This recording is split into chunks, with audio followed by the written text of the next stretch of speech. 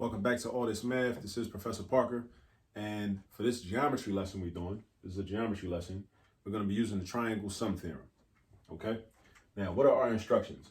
Our instructions are to find the missing angles. We're going to find the missing angles. Now, when we say the missing angles, what do we mean by that? Well, this angle is 50 degrees. So this is not a missing angle because we know the measurement of this angle. So when we say a missing angle, we're referring to angles of which we do not know the angle measurement, the specific angle measurement. So this 57 plus x, we don't know the angle measurement. We know it's 57 plus x, but we don't know the angle measurement. We would have to know what x is in order to know the angle measurement. This one down here, x plus 87, we don't know the angle measurement. And don't think that, oh, it's 87 degrees. It's not. It's not. The only way it would be 87 degrees is if x was 0, right? But you don't know if x is 0 because you didn't do the work. You didn't set up the equation and you didn't solve for x yet. 57 plus x, don't think that that's 57. Because that means that x would have to be 0 in order for you to make that assumption. See, in math, you can say whatever you want, but can you back it up? Can you substantiate your claim, right? You can't just be guessing all willy-nilly or relying on your feelings and thinking, oh, but I feel like it's 57 degrees. It's facts over feelings in math. That's why I love math. You know what I mean? So, at any rate, let's get into this. We're using the Triangle Sum Theorem because we're dealing with a triangle. The triangle has 3 angles. According to the Triangle Sum Theorem, all 3 angles in any triangle must add up to 180. I cannot stress that enough. All 3 angles within any triangle must add up to 180. All right?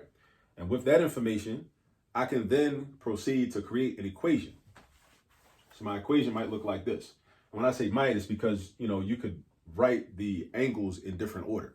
That's the only reason I say might. So what I'm going to do is I'm going to write 50 first.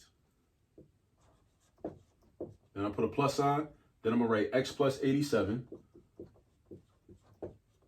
So 50 plus x plus 87. Then plus 57 plus x. Right? So I got all 3 of my angles accounted for. Are equal to 180. So that's all 3 of my angles. That's one of my angles. That's another one of my angles. And that's the third angle. When you add them all up, they're equal to 180. All right, so now with this equation, we're going to solve for x. Then once we solve for x, we're going to be able to go back and plug x in to figure out the measure of this angle. And we can plug x in here too and figure out the measure of this angle. It's the whole purpose of doing all this. We want to figure out the missing angles. But we got to do algebra and use algebra in order to be able to do that. All right, so now the first thing I would like to do is I would like to combine like terms on the left-hand side of the equation. Now these parentheses, normally we'd have to get rid of them. But these parentheses are really irrelevant because we're adding. If there were minus signs in front, then they would make a difference. But because there are plus signs in front, they don't really matter. They're just there to show that these represent one angle, or these terms represent one angle, and these terms represent another angle. But when it comes down to actually combining like terms or adding and subtracting things together, they don't really matter. So what I can do is I can combine 50 with 87 and 57, and I can combine x with x. So it's easy to do x plus x. That's just 2x, all right? Not x squared. X plus x is not x to the second power. X plus x is 2x, all right? So I'm going to have 2x, and now I got to add the 50, the 87, and the 57. I got to add the 50, the 87, and the 57. So the way I do that is I'm going to do the 50 plus the 50 to get 100. I'm going to add my 10s first.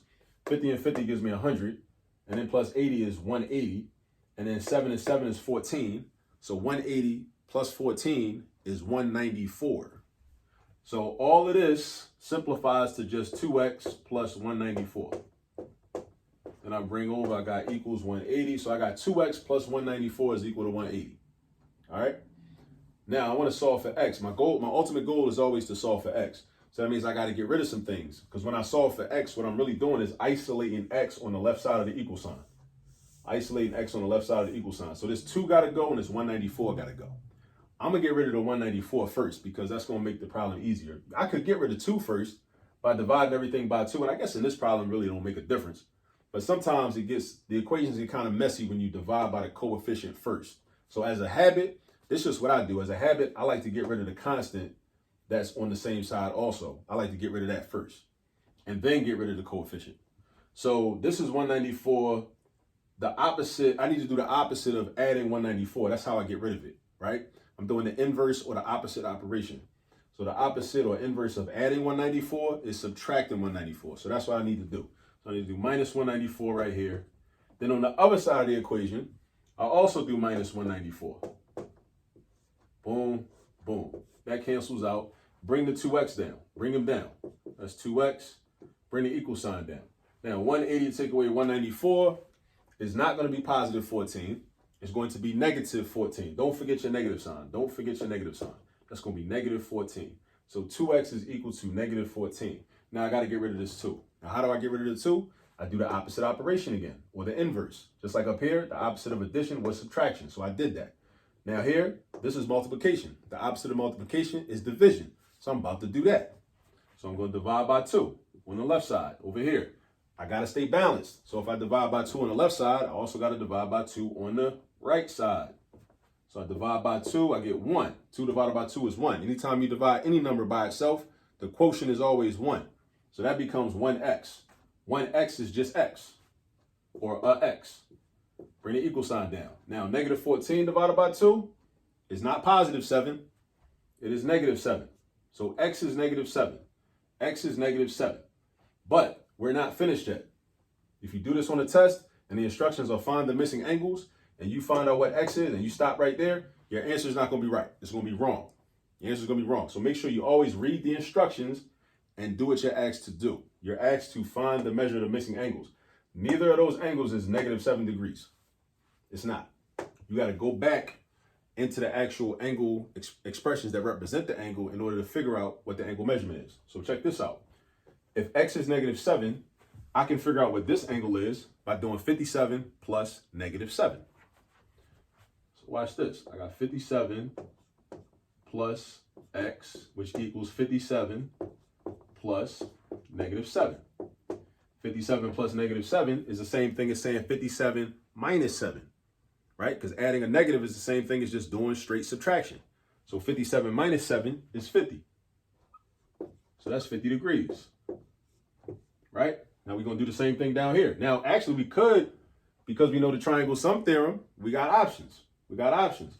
If I know that this angle was 50, and I just figured out that this angle is 50, those two angles add up to 100. So if those two angles add up to 100, since all three angles together must equal 180, don't that mean that the third angle got to be 80? Because if these two add up to 100, all this can be is 80, according to the triangle sum theorem. Triangle sum theorem. So if that's 50 and that's 50, that's 100. The third angle got to be 80. It's got to be 80. But I'm going to still plug it into the expression just so you can see it for yourself. So if I got x plus 87, that's equal to negative 7 plus 87, which is equal to 80 degrees. And lo and behold, we got 80 degrees doing it that way too. And we can check our work because 80 plus 50 is 180. So that's also proof that this was correct because all three of the angles add up to 180 degrees based upon the triangle sum theorem. All right? And that's that. But as always, you got to go get some practice. It's not enough to just watch the video, be subscribed to the channel, and make sure you subscribe to the channel. Make sure you're subscribed to the channel and make sure you share these videos with your friends, with your classmates, whoever, people that go to other schools, whoever, anybody studying geometry, whatever. Make sure they see what we're doing here, right?